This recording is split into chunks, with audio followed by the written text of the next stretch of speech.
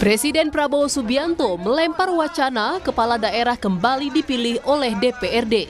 Alasannya, sistem ini dinilai lebih efisien dan tak menelan banyak biaya.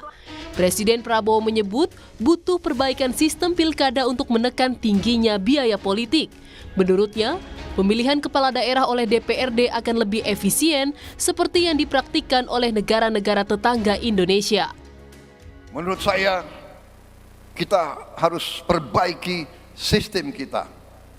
Dan kita tidak boleh malu untuk mengakui bahwa kemungkinan sistem ini terlalu mahal. Betul. Dari wajah yang menang pun saya lihat lesu juga. Yang menang lesu, apalagi yang kalah. Ya kan? Saya lihat negara-negara kita, tetangga kita efisien. Ya, Malaysia, Singapura, India. Sekali milih anggota DPRD, sekali milih, ya sudah. DPRD itulah yang milih gubernur, milih bupati. Anggota Komisi 2 DPR RI Ahmad Doli Kurnia Tanjung mengatakan, Presiden Prabowo telah 3 kali meminta evaluasi dan perbaikan terhadap sistem kegiatan politik, baik pemilihan presiden, pemilihan legislatif maupun pemilihan kepala daerah. Bahkan DPR juga telah mengajukan peninjauan kembali terkait sistem politik dan demokrasi di Indonesia. Di Komisi 2 sejak 5 tahun yang lalu sudah mengajukan ini, ya, mengusulkan supaya kita melakukan review ya terhadap sistem politik kita, sistem demokrasi kita, dimulai dengan sistem pemilu dan pilkada.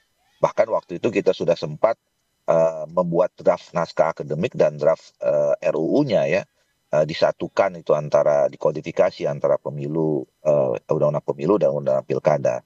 Nah, jadi sebetulnya ini situasi yang positif buat pertumbuhan demokrasi Indonesia ke depan.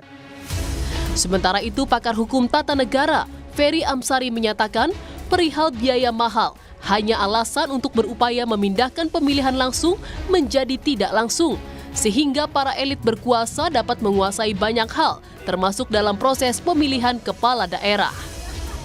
Soal biaya mahal sebagai alasan, menurut saya itu juga alasan dan argumentasi yang bermasalah. Karena sebenarnya kita paham semua upaya memindahkan konsep pemilihan menjadi tidak langsung lebih daripada upaya konsolidasi yang lebih mudah memenangkan berbagai pertarungan. Jadi, elit yang berkuasa saat ini sedang merencanakan mau menguasai banyak hal termasuk dalam proses pemilihan kepala daerah.